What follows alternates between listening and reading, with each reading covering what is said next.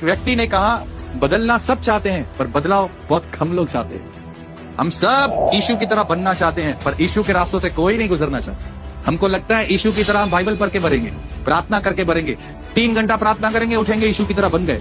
यीशु की तरह बन गए हो? पता कैसे चलेगा? जब दोष लगेंगे तब, जब नाम खराब होगा तब, जो कुछ किया भी नहीं है उसका इल्जाम आप पर लगेगा, तब पता चलेगा कि आप यीशु की तरह बने हो। दानियल भी सबको बनना है, यीशु भी सबको बनना है, दाऊद भी सबको बनना है, इब्राहिम भी सबको बनना है, शिमशोन भी बनना है सबको, पर किसी को प्रॉब्लम फेस नहीं करनी। जब खुदा बदलना चालू करता है भाग जाते हैं। आपके यहाँ क्या चल रहा है, आपके यहाँ क्या चल रहा है, आपके पीछे क्या चल रहा है, आपके आगे क्या चल रहा है, सबके लिए आंखें बंद कर दो। सिर्फ आपकी आंखें, आपका ध्यान वचन में लगा रहना चाहिए। ग्रोथ पर ध्यान दो, छोड़ो बाकी चीजें। मुझे छोड़ के चला गया।